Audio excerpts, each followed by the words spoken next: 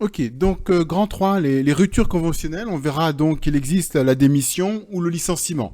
Pour ce qui est de la démission, donc c'est un mode de rupture de contrat de travail qui vous permet donc de quitter votre entreprise sans avoir à justifier cette décision.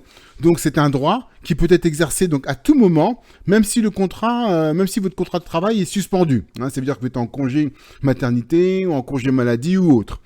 Dans ces conditions, le salarié donc peut mettre fin à son contrat de travail dans différents cas. Par exemple, dans le cadre d'une rupture volontaire du contrat de travail par le salarié ou pendant une période d'essai, donc dans ce cas-là, il n'y a pas besoin de motif particulier, ou en cas de départ volontaire à la retraite, ou dans le cadre d'une résiliation judiciaire, ou dans le cadre d'une prise d'acte.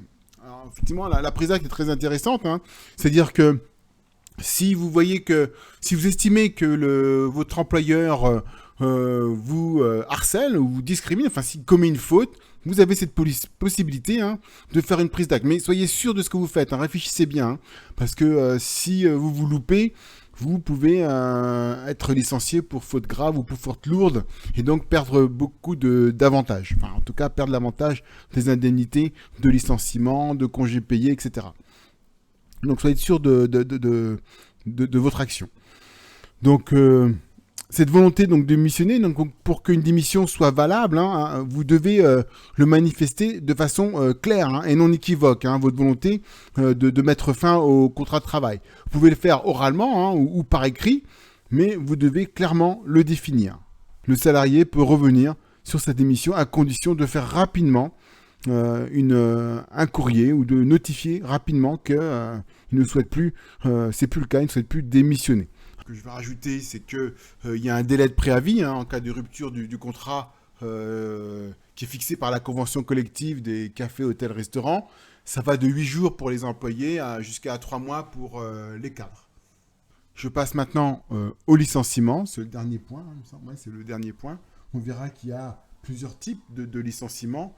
Il y a le licenciement pour motif personnel, le licenciement pour motif économique et la rupture conventionnelle lorsque les deux parties sont d'accord pour mettre un terme au contrat de travail. Donc voyons maintenant le début. Hein. Je commence par le licenciement pour motif personnel. Eh bien, il y a un licenciement pour motif personnel lorsque, pour des raisons disciplinaires, en cas de faute hein, du salarié, lorsque l'employeur constate une faute, ou lorsque effectivement il y a une insuffisance professionnelle, c'est-à-dire que le salarié n'a pas les compétences nécessaires pour réaliser le travail ou que les résultats obtenus sont insuffisants, il peut y avoir donc, ce sont des motifs valables pour un licenciement pour motif personnel. Dans ces cas-là, on doit convoquer préalablement le salarié, donc on envoie au salarié une convocation dans les... c'est-à-dire que entre le moment où on envoie la convocation et le moment où il y a l'entretien préalable, doit s'écouler au moins 5 jours ouvrables. D'accord. Donc, il faut bien faire son calcul au moment où on envoie la lettre, de bien fixer la date préalable de l'entretien préalable. Une fois, donc pendant l'entretien préalable, peut-être que je le mets après, on va expliquer au salarié les raisons de son licenciement. On va expliquer au salarié les motifs du licenciement et le salarié va pouvoir s'exprimer, s'expliquer devant l'employeur. À l'issue donc de l'entretien, il faudra envoyer la lettre, mais on doit attendre 2 jours hein, après l'entretien préalable pour envoyer la lettre, soit en AR, soit en le mettant en main propre au salarié, mais contre des charges. Là, je vous ai mis des liens encore hein, pour approfondir la question du licenciement pour motif personnel. Voyons maintenant le licenciement pour motif économique. Donc ici, constitue un licenciement pour motif économique, le licenciement effectué par l'employeur pour un ou plusieurs motifs, mais cette fois qui n'est pas lié à l'attitude personnelle, hein, c'est-à-dire que ce n'est pas lié à la personne du salarié, ce qui n'est pas le cas du motif du licenciement pour motif personnel, où là c'est lié à la personne.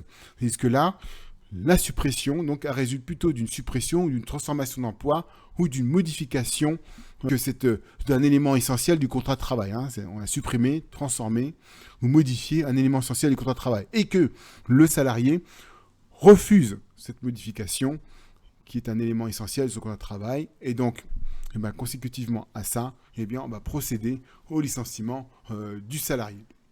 Alors, à quel moment on a un licenciement pour motif économique? Lorsque l'entreprise rencontre des difficultés économiques, lorsqu'il y a une mutation économique ou lorsqu'il faut réorganiser l'entreprise pour maintenir sa sauvegarde et sa compétitivité. Et quatrième point, à la cession, quand l'entreprise arrête toute activité, eh bien, le contrat de travail n'a plus lieu d'être maintenu. Dernier point sur le licenciement, c'est la rupture conventionnelle. Et cette rupture conventionnelle, elle est un moyen de rompre le contrat à l'amiable entre le salarié et l'employeur. Autrement dit, c'est un libre consentement entre les deux parties. Ce dispositif s'applique uniquement aux salariés en CDI. Il y a donc un ou plusieurs entretiens entre l'employeur et le salarié qui peuvent être aussi assistés par tierces personnes, aussi bien le salarié que l'employeur. C'est vrai que si l'employeur est assisté, c'est bien que le salarié le soit. Ça, c'est ce que dit le droit du travail. Mais on a déjà vu des cas où l'employeur... Enfin, on a eu des cas où l'employeur était accompagné, pas salarié. Dans ces cas-là, le salarié, il n'y a pas équité dans les négociations de la rupture du conventionnel. Et c'est vrai qu'il y a eu un cas de jurisprudence comme ça, où le salarié donc, a assigné l'employeur devant le conseil des prud'hommes en disant qu'il a été lésé puisqu'il n'était pas accompagné. Mais il a perdu, le salarié a perdu, puisqu'ils ont estimé que même si l'employeur était assisté, ce n'était pas une raison de remettre en cause la rupture conventionnelle.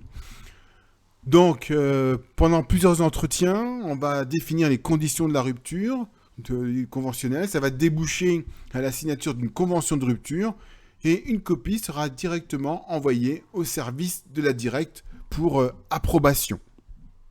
Donc la directe, c'est la direction régionale des entreprises, de la concurrence, de la consommation, du travail et de l'emploi. C'est un interlocuteur, donc c'est une administration publique qui s'occupe des questions économiques entre l'entreprise et les salariés, donc s'occupe de l'emploi, de l'économie, du travail, des relations sociales, de la concurrence, de la consommation et bien d'autres. Donc c'est eux qui donneront leur approbation de la convention collective et dès l'approbation, eh bien, la rupture de conventionnel entre en action. Donc voilà, donc c'est pareil, je vous ai mis un lien qui présente, si vous voulez en savoir plus sur le service public, sur la notion de la rupture conventionnelle. Voilà, ici la réponse, la question c'est de savoir s'il s'agit d'une rupture ou d'une suspension, donc je vous laisse le deviner.